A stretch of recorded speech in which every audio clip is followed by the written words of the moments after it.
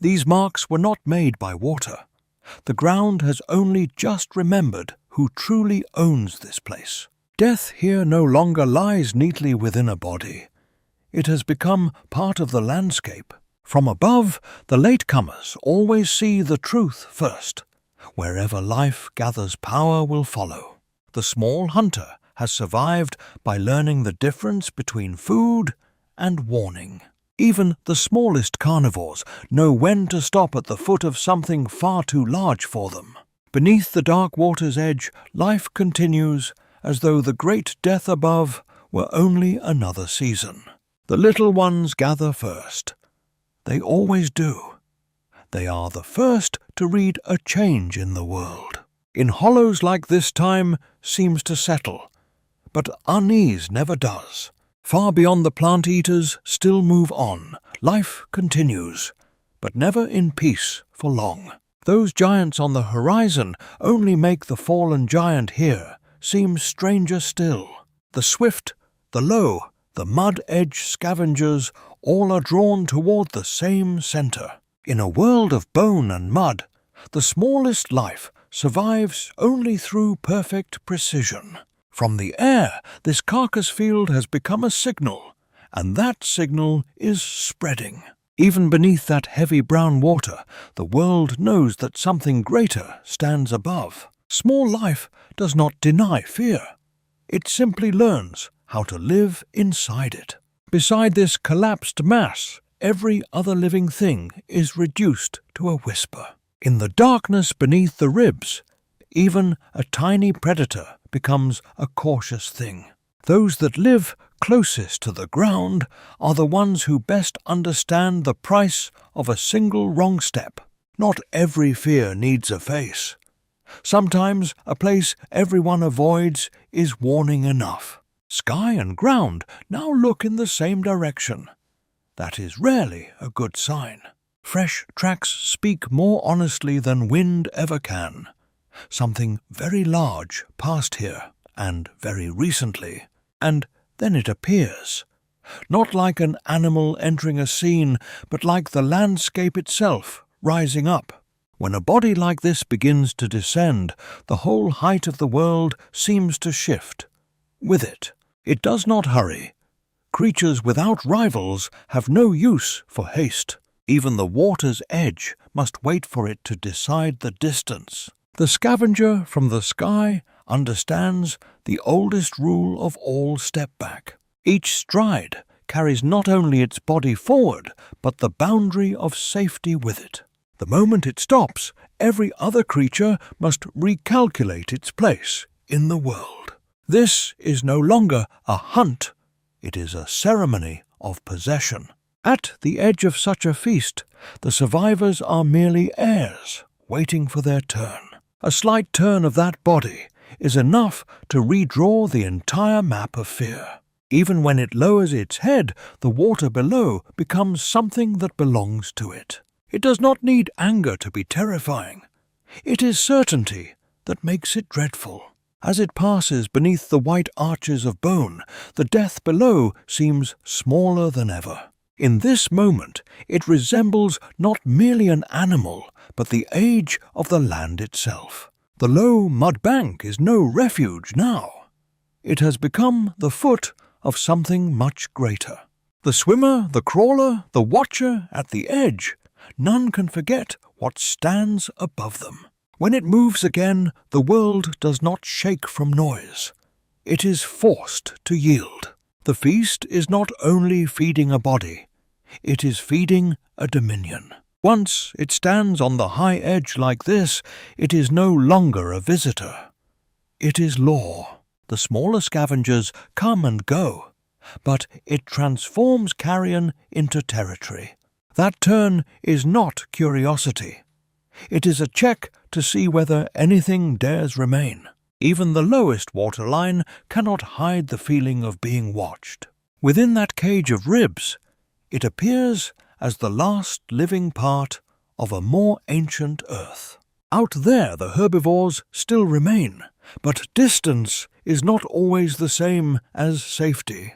The carcass has been opened now. From this point onward, it is no longer a dead animal, but a broken world.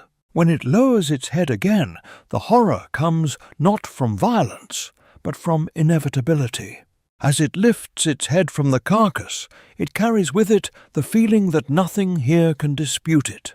The scavengers of the air understand this perfectly. Opportunity begins only when it allows it. The higher it stands, the more the rest of the world seems to belong to an earlier age. A small turn of its body is enough to force the lesser creatures below to rewrite their chances of survival. In the murk, life continues in humble gestures, as though unwilling to draw attention to itself. Even in leaning toward the water, it brings the full weight of the land with it. Its stillness is not gentle. It is the stillness of something that has already won. The more it feeds, the clearer the cruel truth becomes. A gigantic body can become a landscape, and when it leaves its place, the emptiness it leaves behind becomes a threat of its own. The smaller ones move closer again, not because fear has ended, but because survival demands it. This passage between bone and mud now bears the marks of both a visitor and an era. Even beneath that heavy water, life still threads its way onward, but above all remains in the keeping of another. As it moves among the bones, even creatures long accustomed to death are obliged to keep silent. By now, it no longer needs to prove anything.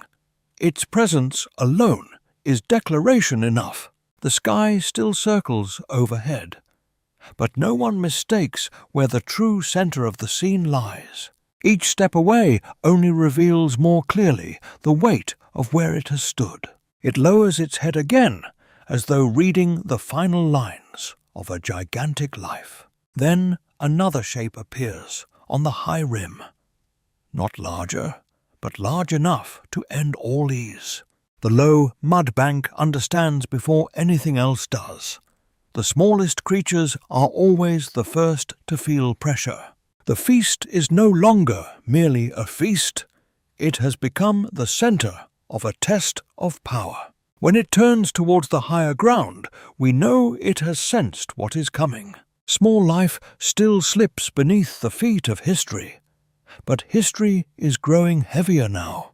There are moments when an animal seems made not of flesh, but of fear itself. Sky Scavenger and Ground King share the same frame, but only one can turn land into law. The tracks no longer speak of a single creature.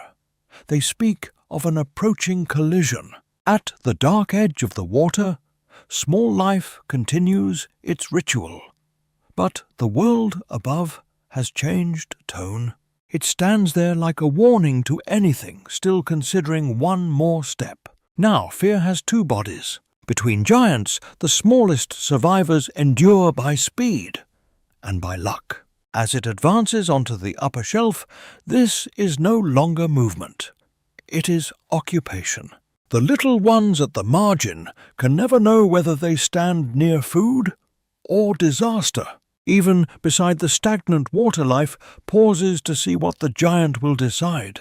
It stands still, and that stillness makes everything else impossible to settle. The carcass is fully open now, but the true terror lies in this: it has not yet left. On the high ground, it appears not merely large, but older than everything around it. The low, mud-edged reptile remains. Living beside terror is one of the oldest skills in the world.